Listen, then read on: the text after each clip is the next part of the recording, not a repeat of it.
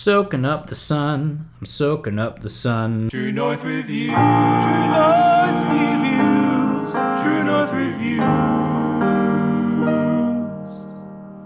Hey there, welcome to True North Reviews. My name is Ryan, and today we are discussing Solar Power by Lorde. This is the third studio album from the New Zealand pop artist Ella Yelich O'Connor, aka Lorde, aka the Lord and Savior of modern music. Forgive me for being a little facetious and pretentious, but there is a small truth in Lorde's abilities. For starters, the first two albums she has released are nothing short of spectacular. Pure heroine and melodrama are two of the finest and most excellent pop albums of last decade, in my opinion. It has to be on the record, what Lorde has accomplished in such a small number of releases too has been impressive to say the least. Given her massive popularity and warm critical reception, there is little in terms of criticism that I could throw her way, justifiably so. But here we are, out of hibernation for another album cycle. Lorde has returned and has proven that even the greatest artists are capable of lackluster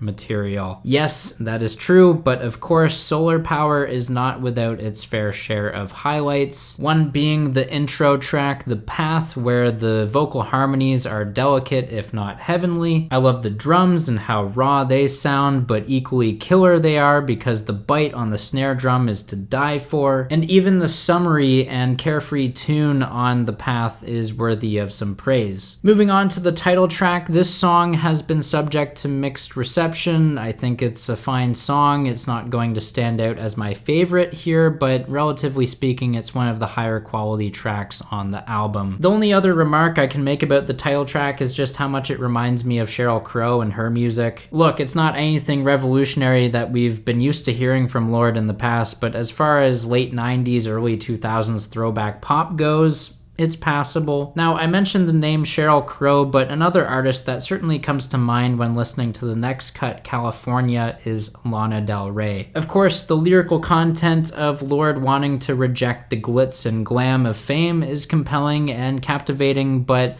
I find myself having a hard time getting past the derivative sound of California. What is a superior track in my mind, though, is Stoned at the Nail Salon. Again, it's fairly obvious that it's not super original with its Lana-inspired vocal and instrumental arrangements, but the narrative for the track is fascinating. I am enthralled by the passing of time and the imagery that comes along with wishbones and carousels. Moving on to another highlight in my books is the track Fallen Fruit. In comparison to California, this tune fully resolves itself and goes through a number of passages that are beautiful and build with direction and conviction. Not to mention the vocal harmonies that are some of the best to be had on the project for sure, and are sure to make you drop your jaw. Instrumentally, there's a lot going on with Fallen Fruit. I appreciate the different acoustic guitar patterns that are split in the left and right channels, plucked versus strummed, and even the ASMR type vocals and 808s are something to commend as well. Now, as much as I enjoy Solar Power's front half, there is something to be said about the lacking quality in its second half. Tracks 7 through 10 are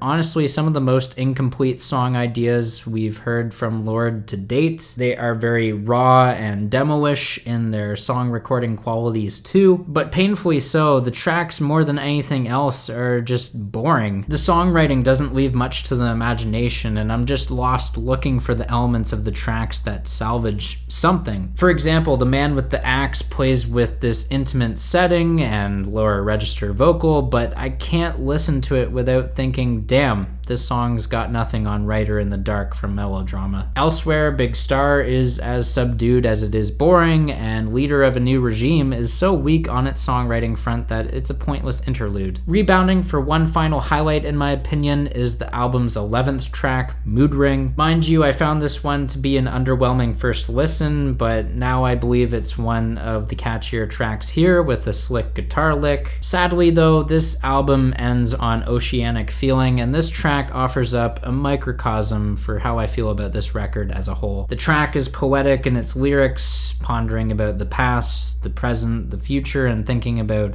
father-daughter bonding time and fishing with cicadas making noise all around. But as much as those topics reel me in, the song itself is directionless. At best, I kind of just tolerate it, which is certainly not what I had in mind for this album in general. Now, I can't get carried away in thinking that Lorde was always going to be perfect with her album releases, but still, it's frustrating to know that she is an album-type artist and someone who likes to take time to craft an album. When we wait for something this long, it's gotta be better, okay? Lorde may be a visionary, but her songwriting and creativity, they're just missing on this project pretty badly too. Despite the negativity, I can't even be mad at the lyrical themes, the ideas of escapism and nature, being outside. Those are all things that I wish I could be experiencing more of. And I don't think the lyrics about spirituality or utopia or borderline cult lyrics will faze me as much as the next guy, but